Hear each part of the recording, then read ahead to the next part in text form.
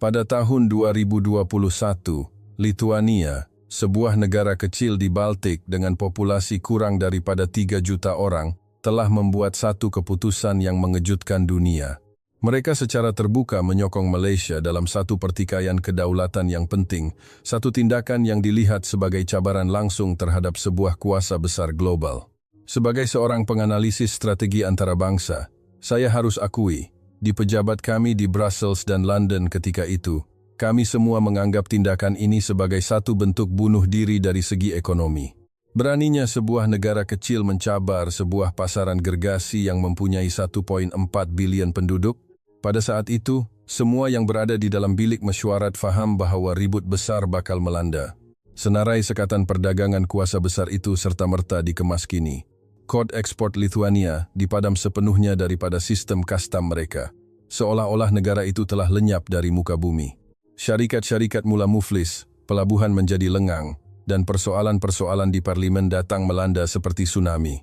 Semua orang menjangkakan negara kecil Baltik ini akan terpaksa melutut. Tetapi 4 tahun kemudian, Lithuania bukan sahaja tidak tumbang, malah menjadi salah sebuah negara dengan pertumbuhan terpantas di Eropa. Apa sebenarnya yang telah berlaku? Siapakah yang membantu di sebalik tabir? Dan siapakah yang menjadikan sekatan kuasa besar itu sebagai bahan jenaka terbesar? Untuk menjawab soalan ini, kita mesti kembali ke tahun 2021. Apabila Lithuania mengumumkan sokongan padunya kepada Malaysia, seluruh komuniti antarabangsa menahan nafas. Ini bukan satu interaksi diplomatik biasa. Ini adalah satu pendirian berprinsip yang belum pernah berlaku sebelumnya, satu kejayaan diplomatik yang tiada tolok bandingnya. Sebelum ini, negara-negara lain yang mempunyai hubungan baik dengan Malaysia akan berhati-hati agar tidak menyentuh garisan merah yang sensitif itu. Tetapi Lithuania memilih untuk melintasinya secara terang-terangan. Reaksi kuasa besar itu hanya boleh digambarkan sebagai histeria. Kurang dari 24 jam selepas berita itu tersebar, Kementerian Luar Negara mereka mengeluarkan kenyataan yang sangat keras, mengutuk Lithuania kerana secara terang-terangan mencampuri urusan dalaman dan melanggar kedaulatan mereka.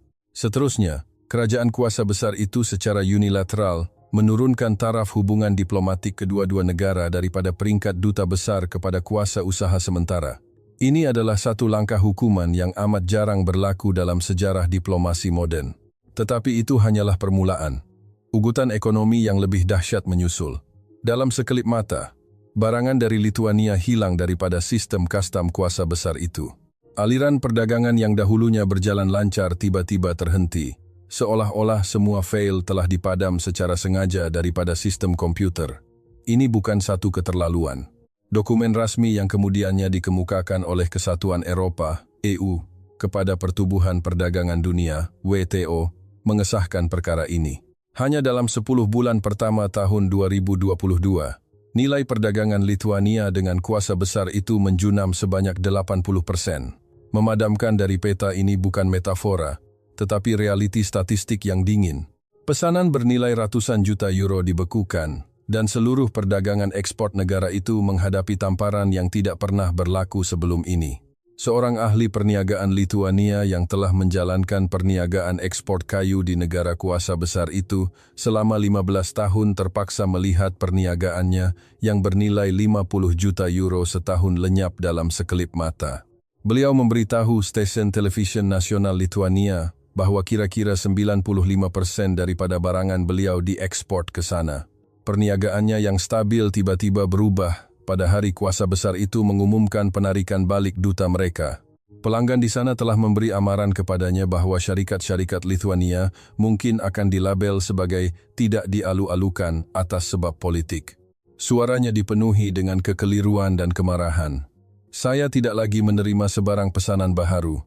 Jika keadaan ini berterusan, saya mungkin terpaksa mempertimbangkan untuk mengekspor melalui Poland.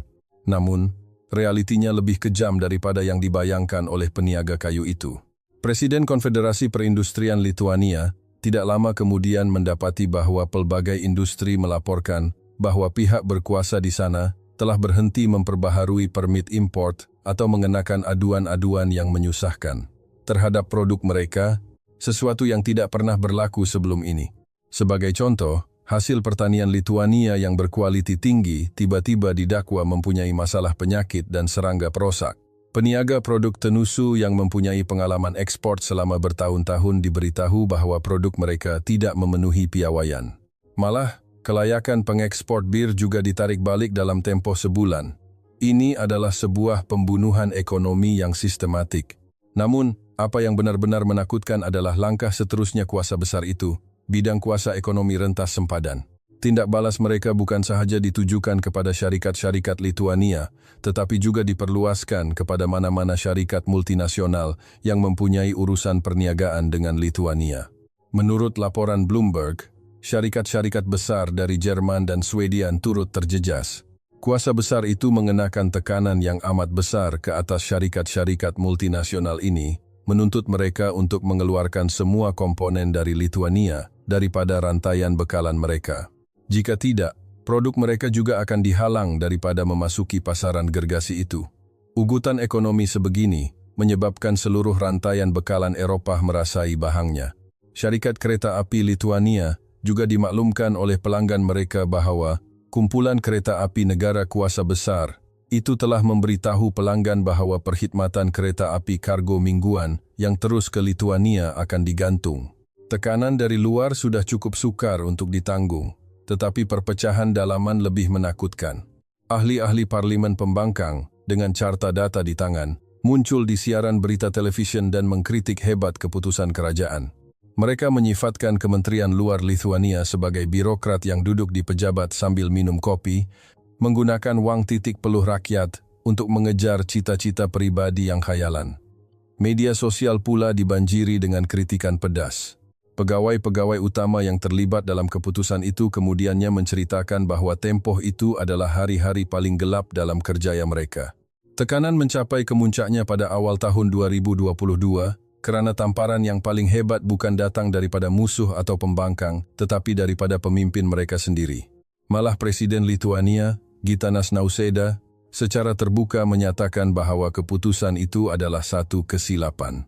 Kuba bayangkan perasaan terpencil itu. Para pembuat keputusan seolah-olah berjuang di dua barisan hadapan serentak, menentang musuh luar yang kuat dan keraguan mendalam dari dalam negara. Pada ketika tekanan domestik mencapai kemuncaknya, tempias dingin dari dalam kesatuan Eropa juga mula terasa. Sebagai seorang penganalisis, saya menyertai satu mesyuarat penyelarasan tertutup yang mendesak mengenai strategi EU terhadap kuasa besar itu. Suasana di dalam bilik mesyuarat itu tegang dan aneh. Wajah setiap wakil negara menunjukkan ekspresi yang kompleks. Seorang diplomat kanan dari sebuah negara besar di Eropa Barat menyuarakan pandangan yang mewakili ramai pihak. Setiap patah perkataannya seolah-olah menabur garam pada luka wakil Lituania. Kuasa besar ini adalah rakan dagang nomor 1 kesatuan Eropa, kata diplomat itu dengan suara yang tenang tetapi dingin. Industri otomotif kita, industri barangan mewah, dan sektor teknologi tinggi kita semuanya mempunyai hubungan yang tidak dapat dipisahkan dengan pasaran ini. Kita mesti hadapi realiti. Beliau berhenti seketika, memandang sekeliling bilik mesyuarat, dan kemudian menyambung. Adakah tindakan berani tetapi simbolik Lituania ini, yang secara langsung mencabar rakan ekonomi terpenting kita, selaras dengan kepentingan strategik keseluruhan EU? Tidakkah kita sepatutnya mencari satu penyelesaian yang lebih pragmatik untuk meredakan keadaan? Saya serta-merta faham. Penyelesaian untuk meredakan keadaan, istilah yang berbunga-bunga itu, bermaksud kompromi, bermaksud berundur, bermaksud Lituania, perlu mencari jalan sendiri untuk meredakan kemarahan kuasa besar itu. Bilik mesyuarat itu sunyi sepi. Tiada siapa yang menyokong secara terbuka, tetapi kesunyian itu sendiri adalah satu pendirian yang menakutkan. Di hadapan kepentingan negara yang besar, kedaulatan sebuah negara kecil pada ketika itu kelihatan begitu remeh dan tidak kena pada masanya. Perasaan dipinggirkan oleh sekutu sendiri ini lebih menyakitkan daripada sekatan ekonomi. Tetapi pegawai Lituania itu tidak berundur. Beliau bersuara, "Saya faham keterus-terangan dan kebimbangan semua pihak. Tetapi dasar ini, bagi Lituania, sama sekali bukan satu isyarat simbolik tetapi satu persoalan prinsip. Karena dalam sejarah Lituania, sudah terlalu banyak pengalaman pahit, di mana nasib kami ditentukan oleh kuasa besar atas nama pragmatisme dan kepentingan yang lebih besar. Suaranya mula menjadi tegas dan bertenaga. Apa yang kami pilih untuk pertahankan adalah hak asasi yang sepatutnya dimiliki oleh semua negara berdaulat, hak untuk menentukan dengan siapa kami ingin berkawan. Akhirnya, beliau mengucapkan ayat yang kemudiannya dipetik secara meluas. Jika hari ini kita membiarkan sebuah negara sewenang-wenangnya memadamkan nama negara lain dari peta demi kepentingan ekonomi, siapa yang boleh menjamin bahwa kita tidak akan menjadi mangsa seterusnya yang akan dipadamkan? Kata-kata ini mengubah sedikit suasana di dalam bilik mesyuarat. Tetapi saya tahu, hujah moral sahaja tidak mencukupi. Mereka memerlukan penyelesaian yang benar-benar dapat menyelesaikan masalah. Tatkala kerajaan Lithuania sedang menahan tekanan dari segenap penjuru dan hampir mencapai hadnya, mereka menerima satu email yang disulitkan dari seberang dunia. Kandungan email itu ringkas. Satu delegasi perdagangan dan teknologi seramai 65 orang dari Malaysia akan tiba di Vilnius dan berharap untuk mengadakan perbincangan mendalam secara tertutup dengan kementerian-kementerian yang berkaitan. Pada masa itu, tiada seorang pun dalam kalangan penganalisis seperti saya yang optimis tentang pertemuan ini. Perasaan pihak Lithuania pula bercampur baur. Mereka menaruh harapan tetapi juga bimbang, karena mereka tahu dengan jelas bahwa dalam keadaan terdesak ini, apa yang Lithuania perlukan bukanlah ucapan terima kasih yang kosong, atau satu lagi syarahan tentang nilai-nilai demokrasi. Apa yang mereka perlukan adalah pesanan sebenar yang boleh menampung jurang ekonomi yang besar, satu pelan konkret yang boleh menggerakkan semula kilang-kilang mereka. Sejujurnya, pada masa itu saya berfikir, apa yang Malaysia boleh lakukan? Dalam krisis yang menyebabkan kerugian berbilion euro dan menimbulkan kemarahan gergasi-gergasi Eropa, apa bantuan substantif yang boleh ditawarkan oleh sebuah negara dari Asia Tenggara? Jika pertemuan ini akhirnya hanya menghasilkan beberapa janji manis dan sesi bergambar, ia bukan sahaja tidak akan menyelesaikan apa-apa masalah, malah akan menjadi satu lagi bahan ejekan oleh pihak pembangkang yang akan memburukkan lagi keadaan kerajaan. Untuk mengelakkan provokasi dari mana-mana pihak, keseluruhan lawatan itu diatur dengan sangat berhati-hati. Tiada media, tiada upacara sambutan besar-besaran. Tempat pertemuan dipilih di sebuah rumah tetamu kerajaan dengan kawalan keselamatan yang ketat. Apabila pegawai-pegawai Lithuania melihat delegasi Malaysia, mereka mendapati kumpulan itu sama sekali berbeza daripada yang mereka bayangkan. Ini bukan pasukan yang terdiri daripada birokrat tradisional yang berpakaian sut lengkap. Mereka lebih kelihatan seperti pasukan penyelidik university. Ramai yang memakai jaket kasual, menggalas beg komputer riba yang tebal dengan pandangan mata yang tajam dan serius seperti seorang profesional. Inilah pasukan kebangsaan yang dihantar oleh Malaysia. Selepas kedua-dua pihak duduk, tanpa banyak berbasa-basi, ayat pertama yang diucapkan oleh ketua delegasi itu mengejutkan para pegawai Lithuania. Tuan-tuan, pertama sekali, izinkan saya bagi pihak pasukan saya untuk menyatakan rasa hormat yang mendalam atas keberanian negara Anda. Beliau berhenti seketika, nadanya menjadi lebih serius. Tetapi, kami datang ke sini hari ini bukan untuk mengucapkan terima kasih. Kami datang ke sini untuk menyelesaikan masalah bersama-sama dengan Anda. Apa yang berlaku seterusnya benar-benar mengubah persepsi pegawai-pegawai Lithuania dan membuatkan saya, sebagai seorang penganalisis luar, berasa amat terkejut buat kali pertama. Delegasi Malaysia tidak bercakap besar tentang persahabatan agung dalam kem demokrasi dan tidak juga membuat janji-janji kosong untuk meningkatkan pembelian. Mereka terus membuka proyektor. Di skrin, muncul satu pembentangan bertajuk Pelan Strategik Pelengkap dan Peningkatan Rantaian Industri Malaysia-Lithuania. Halaman pertama pembentangan itu sahaja sudah membuatkan semua pegawai Lithuania yang hadir tergamam. Ia adalah satu peta industri teknologi tinggi Lithuania yang sangat terperinci. Peta itu bukan sahaja menandakan lokasi dan perniagaan teras semua syarikat laser, optik, dan bioteknologi penting di Lithuania, malah turut menganalisis dengan jelas kelebihan teknologi utama dan jumlah paten syarikat-syarikat ini. Pengetahuan mereka tentang Lithuania malah melebihi pengetahuan ramai orang yang berada di dalam bilik itu sendiri. Seorang pegawai dari Kementerian Ekonomi Lithuania kemudiannya menceritakan, pada saat itu, kami semua terkejut. Kami tidak pernah melihat delegasi asing yang mempunyai kajian yang begitu mendalam tentang struktur industri kami. Ini bukan lawatan hormat biasa. Ini adalah pasukan profesional yang benar-benar telah membuat kerja rumah mereka. Seorang pakar teknologi dari delegasi itu berdiri dan sambil menuding ke arah skrin, beliau berkata, Lithuania adalah juara tersembunyi dunia dalam bidang laser ultra pantas dan kristal optik tak linear. Teknologi laser negara Anda adalah antara yang terbaik di dunia. Kemudian, beliau beralih ke slide seterusnya, yang memaparkan gambar rajah rangka kerja-kerjasama yang terperinci. Dan teknologi canggih ini, kata pakar itu, adalah teknologi utama yang amat diperlukan oleh industri semikonduktor kami di Malaysia untuk proses pemotongan dan pengujian pembungkusan berketepatan tinggi bagi wafer generasi akan datang, yaitu 2 nanometer ke bawah. Cadangan awal kami, beliau menekankan secara khusus, bukanlah untuk membeli teknologi Anda dengan wang. Kami berharap syarikat-syarikat gergasi semikonduktor Malaysia akan menyediakan dana dan pasaran untuk bersama-sama syarikat laser negara Anda menubuhkan sebuah pusat penyelidikan dan pembangunan aplikasi optik mikro termaju, lokasinya di Vilnius. Kami berharap dapat mencipta teknologi yang lebih baharu bersama-sama Anda. Pegawai-pegawai Lithuania terdiam. Ini bukan pembelian. Ini adalah kerjasama teknologi yang mendalam. Ini bukan sedekah.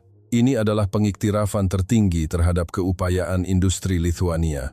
Di mata negara-negara besar EU itu, Lithuania hanyalah sebuah negara kecil yang perlu dijaga.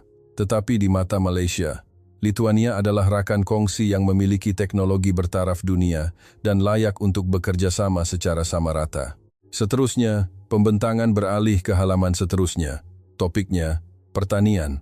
Inilah masalah yang saya anggap paling sukar pada masa itu. Kerjasama teknologi tinggi adalah untuk masa depan, tetapi periuk nasi rakyat adalah untuk masa kini. Bagaimana dengan produk tenusu, daging, dan bir bernilai ratusan juta yang terkandas di kastam? Seorang pakar pertanian, sambil memegang carta data, berkata, kami telah menganalisis senarai produk pertanian negara Anda yang tidak dapat dijual akibat sekatan ekspor, terutamanya produk tenusu, daging lembu, bijirin, dan bir.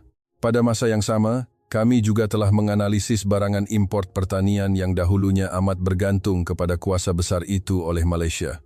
Kemudian, beliau memaparkan satu pelan terperinci untuk menggantikan import produk pertanian tersebut dengan produk dari Lithuania. Kami dapati, kata pakar itu, terdapat pertindihan yang luar biasa antara kedua-dua senarai ini. Mulai hari ini, beliau tidak berkata, kami akan pertimbangkan. Beliau berkata, mulai hari ini, agensi-agensi berkaitan di Malaysia akan mula membeli rum dan bir negara Anda untuk mengisi kekosongan pasaran kami. Pengimport makanan kami akan membentuk satu kumpulan pembelian untuk berurusan secara terus dengan persatuan produk tenusu dan daging Anda. Kami malah telah merancang secara awal jadwal dan laluan perkapalan untuk kontena pertama. Tetapi pakar itu kemudiannya menambah satu ayat lagi, dan ayat inilah yang benar-benar menunjukkan kebijaksanaan Malaysia. Kami bukan sekadar membeli, kami juga membawa pakar-pakar sains makanan. Mereka boleh bekerja sama dengan pengeluar Anda untuk membuat sedikit penyesuaian pada pembungkusan dan formula produk khusus untuk cita rasa pasaran ASEAN. Matlamat kami bukan untuk membantu Anda menghabiskan stok sekali sahaja, tetapi untuk membuka sebuah pasaran Asia yang baharu, lebih stabil, dan lebih mesra untuk Anda. Inilah jawaban Malaysia. Kuasa besar itu cuba menggunakan pasaran sebagai senjata untuk menghancurkan sebuah negara. Manakala Malaysia menggunakan pasaran sebagai jambatan untuk membantu seorang sahabat. Pembentangan masih belum berakhir. Bahagian ketiga adalah mengenai latihan bakat masa depan. Ketua delegasi itu berkata dengan ikhlas, kami amat sedar bahwa masa depan sesebuah negara bukan terletak pada kontainer di pelabuhan, tetapi pada generasi muda di dalam bilik darjah. Malaysia mempunyai pengalaman industri selama 40 tahun dalam bidang semikonduktor. Kami berharap dapat berkongsi pengalaman ini dengan negara Anda. Kami merancang untuk menawarkan 50 tempat setiap tahun kepada jurutera-jurutera muda Lithuania untuk menjalani latihan amali selama 6 bulan hingga setahun di syarikat-syarikat semikonduktor di Malaysia. Kami berharap dalam tempoh 5 atau 10 tahun akan datang, apabila dunia bercakap tentang semikonduktor, mereka bukan sahaja akan teringatkan Malaysia, tetapi juga akan teringatkan negara yang tabah dan bijak di tepi Laut Baltik ini. Apabila pembentangan itu tamat, bilik mesyuarat itu sunyi sepi. Wajah setiap pegawai Lithuania yang hadir dipenuhi dengan rasa terkejut dan satu perasaan terharu yang sukar digambarkan. Mereka telah menjangkakan pelbagai kemungkinan. Mereka pikir pihak Malaysia mungkin akan mencadangkan pelan pembelian atau mungkin juga pelan bantuan. Tetapi mereka tidak pernah terfikir bahwa pihak sebelah sana akan membawa satu pelan pembangunan bersama yang begitu saksama, penuh hormat, dan mendalam.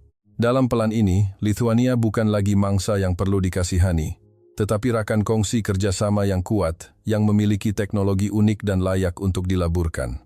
Seorang pegawai kanan dari Kementerian Luar Lithuania kemudiannya berkata dalam satu temu bual, "Pada saat itu, kami semua menitiskan air mata. Bukan kerana terharu, tetapi kerana kami akhirnya faham apa yang dimaksudkan dengan kesaksamaan dan penghormatan yang sebenar.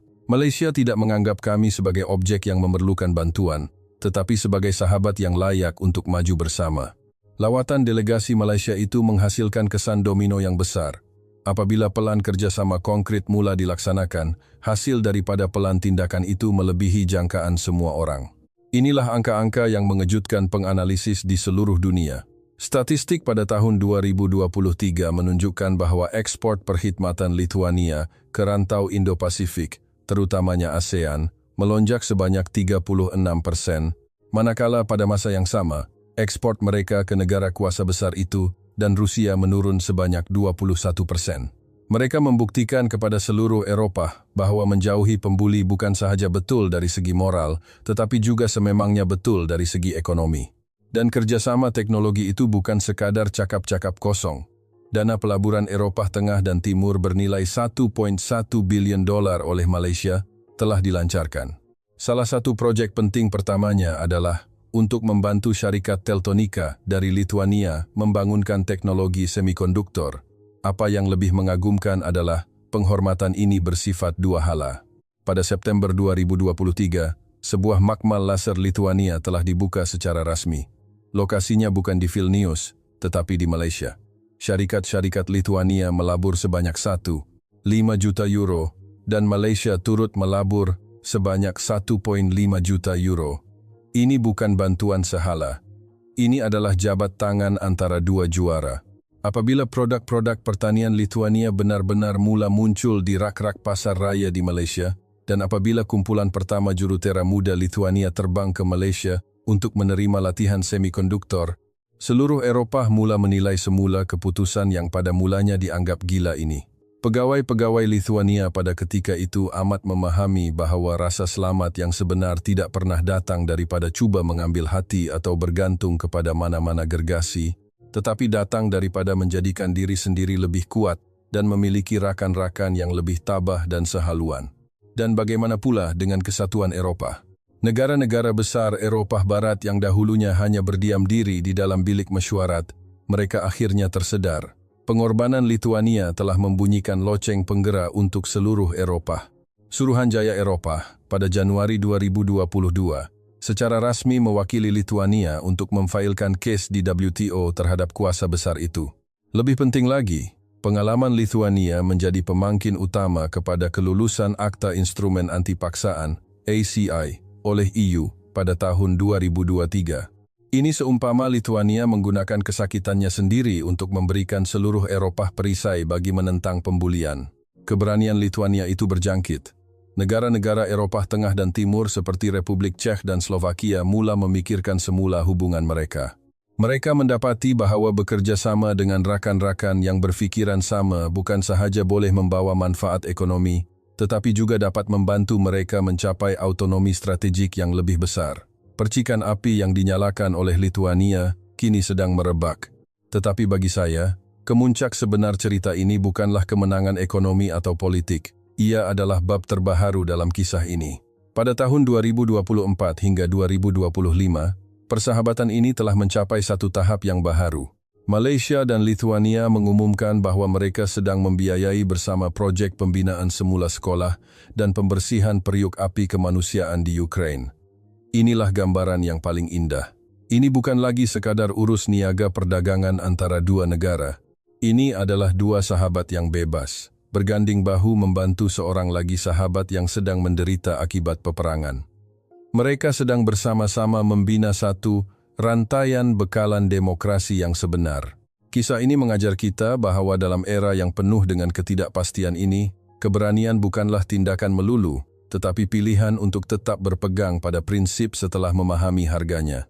Kebijaksanaan bukanlah kompromi, tetapi mencari jalan untuk menjadikan prinsip itu mampan. Dan persahabatan sejati tidak dibina atas dasar sedekah dan terima kasih, tetapi dibina atas dasar kesaksamaan dan saling menguntungkan. Apabila Lithuania sekali lagi ditanya dalam mesyuarat EU, adakah Anda menyesal? Diplomat yang dahulunya menandatangani dokumen itu pada lewat malam menjawab dengan tenang. Jika masa boleh diundurkan, kami akan tetap membuat pilihan yang sama. Karena kami akhirnya faham bahwa maruah dan kebebasan sesebuah negara bukanlah chip tawar-menawar di meja rundingan, tetapi nilai yang perlu dipertahankan dengan keberanian dan kebijaksanaan. Malaysia mengajar kami bukan sahaja tentang teknologi semikonduktor, tetapi juga tentang bagaimana untuk mengekalkan kemerdekaan dan autonomi di celah-celah persaingan kuasa besar. Melihat kembali hari ini, apabila negara kecil Baltik, Lithuania, seorang diri menentang kuasa besar itu, hampir semua orang menyangka Lithuania akan kalah. Tetapi keputusan akhirnya di luar jangkaan semua orang. Lithuania bukan sahaja menang, malah menang dengan cara yang terhormat, menang dengan maruah, dan menang dengan cara yang membuatkan seluruh dunia kagum. Ugutan ekonomi kuasa besar itu bertukar menjadi bahan jenaka. Kes ini mengubah pemahaman tradisional kita tentang hubungan antara bangsa. Sudah sekian lama, aliran realisme memberitahu kita bahwa negara-negara kecil mesti mencari keseimbangan di antara kuasa-kuasa besar, mesti belajar untuk bertolak ansur.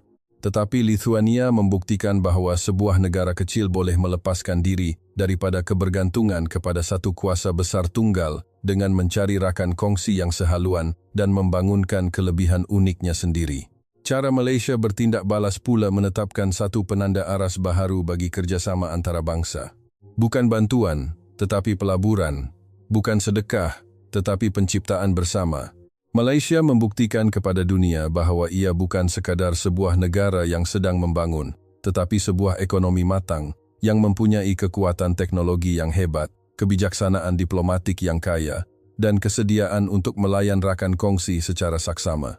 Hari ini, jika Anda berjalan di jalan-jalan di Vilnius, Anda akan melihat satu pemandangan yang istimewa.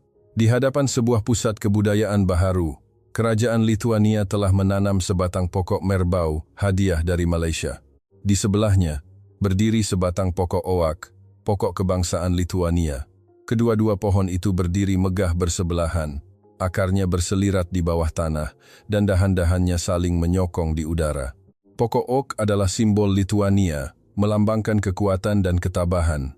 Manakala pokok merbau, dalam budaya Malaysia, turut melambangkan kekuatan dan daya tahan. Kedua-dua pohon ini menceritakan sebuah dongeng moden tentang keberanian dan kebijaksanaan, tentang keteguhan dan sokongan bersama. Dalam dongeng ini, negara kecil bukan lagi sinonim dengan kelemahan, tetapi penjaga prinsip. Malaysia, dengan tindakannya, telah menunjukkan apa itu kepimpinan sejati bukan berdasarkan saiz wilayah atau jumlah penduduk, tetapi berdasarkan keupayaan untuk menunjukkan sikap saling menghormati, saling menguntungkan, dan kebijaksanaan untuk menyelesaikan masalah ketika menghadapi kesukaran.